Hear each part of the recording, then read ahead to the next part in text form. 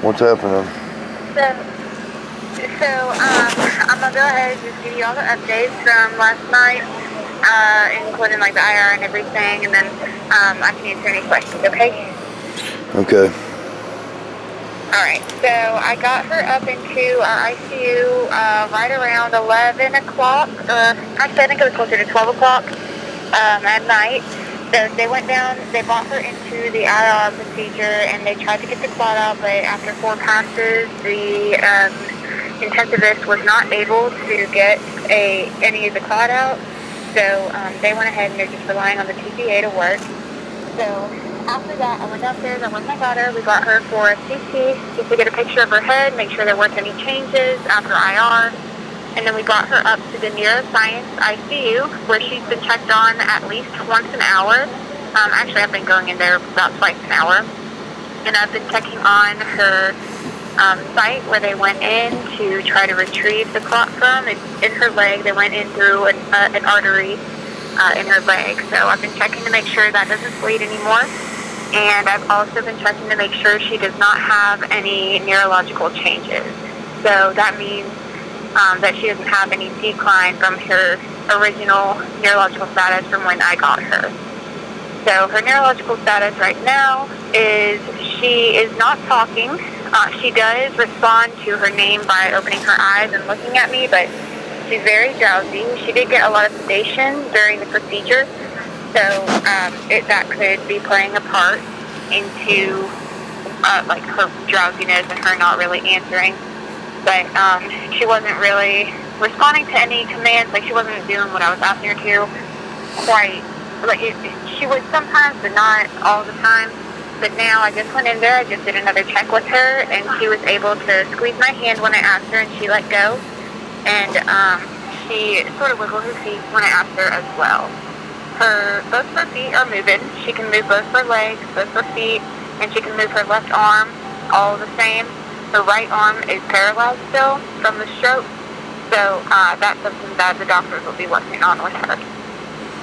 The plan of care for right now is that we're just going to kind of keep watching her every hour, and then at 24 hours after she got that TPA medication, the medication that breaks up her clot, we're going to get another CT. So that will be at 6 p.m. today. I know that is so much information. Do you have any questions so far? Yes, ma'am, I do. I spoke to the doctor last night, and he said that he tried to get in there and get it, and he could not get it, and the medicine was still working. And I don't know if he's going back in there again and try to get it if this medicine works or not. He said he could not at the time, and that she might have a massive stroke and have to have her skull cut open in order to keep her brain from swelling or something.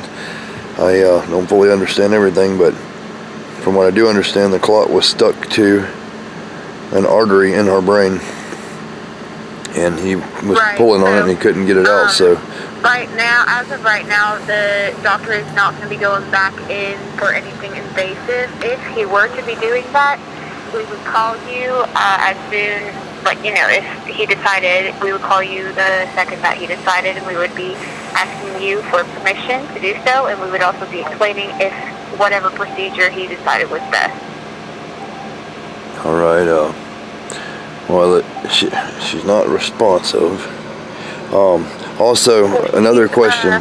She just won't talk. She'll still turn, she'll open her eyes to whenever I talk to her, but she doesn't really talk as much, and she's very drowsy as well. Okay. The medicine. She said she was out of the medicine, and the doctor also told me that she hasn't taken warfarin or something for at least 5 days. When I got home, I found a whole bag of her medication, and that medication is in there, and I asked her if she was taking it, and she told me, yeah, for the last 5 days. So she's got like 30 pills of that medicine that he told me about. So I don't know why it's not in her system, or maybe she thought that she was taking this and wasn't taking it. I don't know. But something's very strange. She's been on this medicine most of her life, and it's not like her to just stop taking it. You know what I mean? Right. Yeah. Well, I don't doubt, you know, that something possibly could have happened. I I know they did take labs, and they looked at her blood clotting factors, which is what that medicine affects, the Coumadin, the warfarin that she takes. So if she had stopped taking it for whatever reason, it would have increased the likelihood of her having a clot that would go into her artery. So I'm not sure what would have happened there. You know, something may have slipped through the cracks. She may just have thought she was taking it like you said, and it just wasn't getting into her system, but I'm not sure. Last question, are y'all going to be able to save her? I'm sorry? Are y'all going to be able to save her? To save her? Yes, let her live. Well, right now she's vitally stable. The only thing that we're looking at for right now is just getting back her speech and that right arm movement, and making sure that she understands when we're talking to her and that she can talk back to us. All right. So she's obeying commands a little bit for me, but so it's going to be a work in progress. A lot of it is just going to be kind of monitoring, making sure that nothing changes or nothing changes in the wrong way. So a lot of it is unfortunately just kind of a waiting game.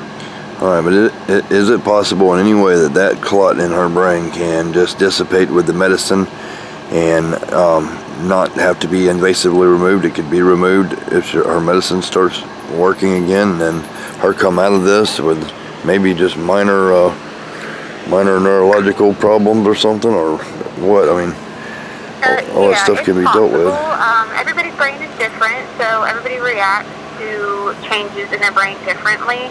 The medication that she received, the TPA, that is supposed to be a clot-busting medication. So it'll get in there and it'll dissolve the clot as much as possible. The doctor did already try that IR procedure I told you about earlier. He did try to go in and get it out, basically he tried to pick it out with a little tool, and he wasn't able to. So I don't know for sure if he's wanting to go back into IR, but he'll be watching her as well as the neurologist and the surgical ICU team and all of the ICU nurses to make sure that she doesn't need to go back in for surgery. But if she does, we will call you before we do anything, okay? I appreciate that. And also he told me that he went in there and he put some of that TPA or whatever you said it was right on the clot while he was invasively doing it, trying to get it to break up. So I don't know, it may break up, and if it does, I don't know, it has to come out of there, I think, don't it? Yeah. It could break up. Right now, it's really just kind of we're watching and waiting to see how she starts healing after this, okay? Well, I really appreciate it. And you're going to call me again at what time? Yeah, so the day shift nurse should call you today. We work in 12-hour shifts, so each nurse should call you at least once during every shift to give you an update. Usually, and then if you leave a message on the voicemail, whenever we get the scans, we can get back to you and answer your questions or give you an update, whatever you like. But you should get at least 2 calls every day. Okay. I do know also that you had left a voicemail asking about the FaceTiming. Yes. And we can set that up for you a little bit later if you'd like. Yes. And you can FaceTime with her later with the day shift team. I'll pass that note off to the day shift nurse and let them know. All right. I appreciate that. And if anything changes, you'll call me before the shift change or whatever. Yeah, if anything changes throughout the day, the nurse will call you, give you a call and let you know what's going on, or the doctor will give you a call and let you know what's going on. And if it's something emergent, we will call you. You are listed as her legal next of kin since you are her legal husband. So since she cannot talk for herself, we'll be turning to you for any legal decisions. All right. So I appreciate if you have to go back to surgery or something, we'll be calling you. You'll be the first one to know. Okay, I appreciate that. You no problem. take care of yourself and take care of her, and thank you for everything you're doing. It means the world to me and to her. Also, Mr. Tyndall, our doctor, our neurologist, Dr. Soltis, he would like to talk to you as well, okay? Yes, ma'am. He's right here with me. Okay, thank you. Okay. Hello, sir. Yes, sir. Hey, my name is Dr. Soltis. I'm one of the neurologists in the hospital here. I've got a couple of quick questions about her medical history to make sure that we've got all the teams involved. She needs to be involved with her care right now. Do you know why she was taking the Depakote? I do not know why she was taking that, but her doctor is Dr. Huey Kidd, so he would probably know. And I got all her records. It was an inch thick file that I sent with the helicopter pilot. Did you get that paperwork? Yeah, we got that. We were trying to figure out if maybe she was taking it for a seizure or to like help stabilize her mood. Those would be the two most common reasons. I honestly don't know, but I know she does have Wolfrin, about 30 pills here, so I don't know why she wasn't taking it. She's been taking it. Okay. And do you know if she has a mechanical or a prosthetic heart valve? Yeah, she has a aorta root plastic, I think, and a micro valve plastic. She was the first person in the world to have that installed, like she was the guinea pig. And they put those two on her and said that she might have to have a third valve later on, but she hasn't been checked out for that, and it's been working all this time. So, I'm sorry, you said they were plastic?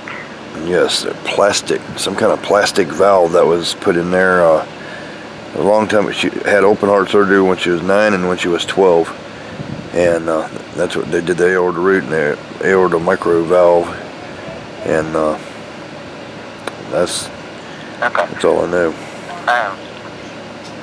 Do you know if there's any documentation of the actual valve, like their catalog number, anywhere? No, sir, I don't. I know it was done in Ohio. I can get the information somehow and get it back to you.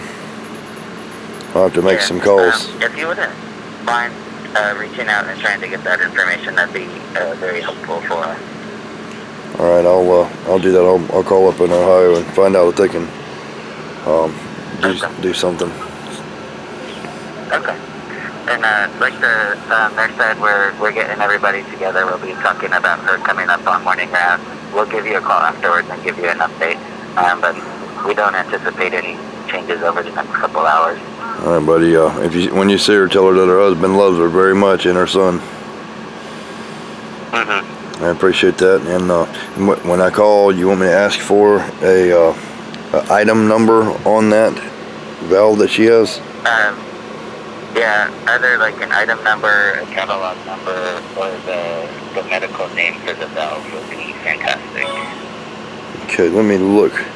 Let me look while you're on here real quick, because I may have some information right here. Give me 1 second.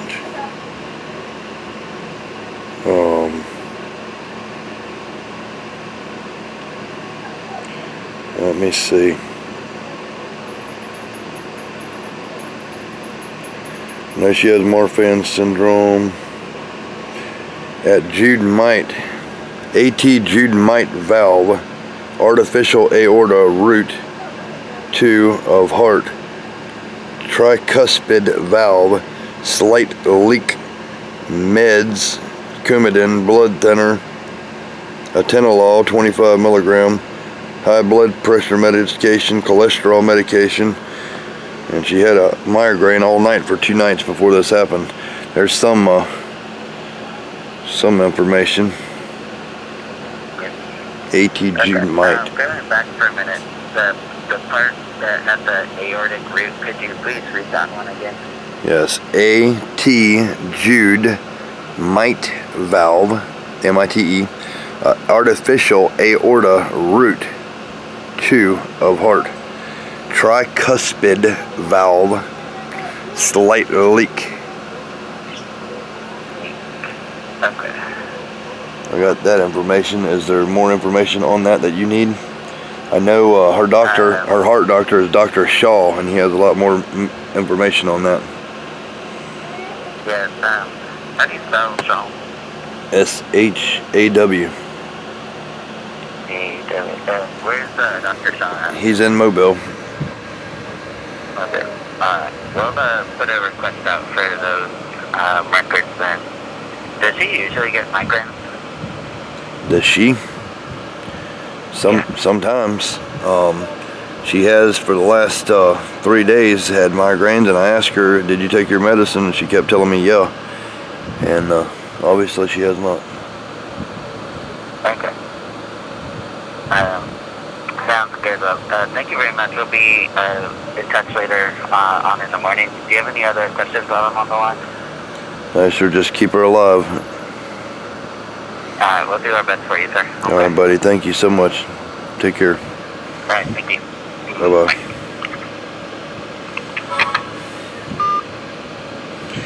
All right, people. So y'all know what's going on.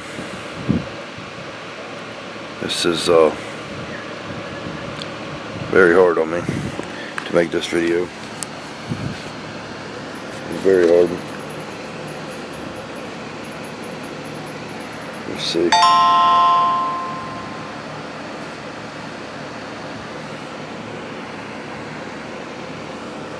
Here is my baby girl. Baby, look at me. Hear anything? Baby. Baby. Baby. What you have to deal with sometimes when you have morphines and don't take your medicine. Did you say something, girl? They're trying to come down here. I told them not to. You're responding to that a little bit, okay? Hey, I love you. I'm with you. We're gonna get through this, okay? Yeah, I'd like for us to get through this.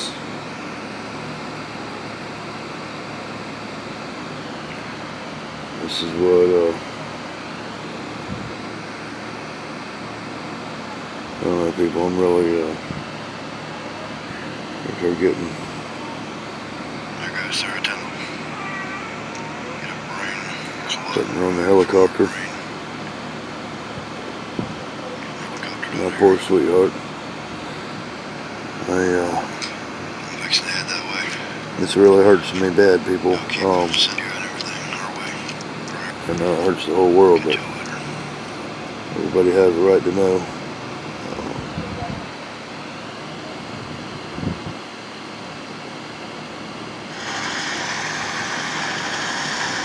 Yep.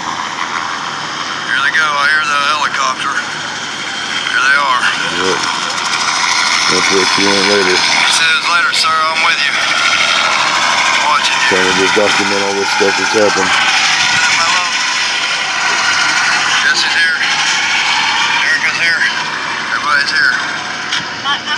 I'm fixing to Speedy Gonzalez my ass down to you, man. That's that, people. Me and her was talking to each other. She started dropping stuff off the dresser. I said, you're dropping stuff off the dresser, baby. She looked at me and her face kind of went down a little bit and she just fell and hit her back and her head on the bed, on the wooden bed frame. And me and my brother carried her downstairs out to the car. I drove over 120 miles an hour. That was the max speed that her car would go, and swerving through traffic on the against traffic during rain. Ran every red light. Got her to a hospital, and took the police 10 minutes to find me where I was at. I told them she had a blood clot, and they didn't believe me, I guess, but they went against hospital policy 2 hours later and did a CAT scan on her brain or whatever and found that there was a blood clot, in fact. So that's when they helicoptered her out of there, and they say it was because of her not taking her medication. So I just wanted to put that out there, and hopefully she gets through this. This is a really, really, really hard time that we're having right now. We love all you guys, gals and boys and girls.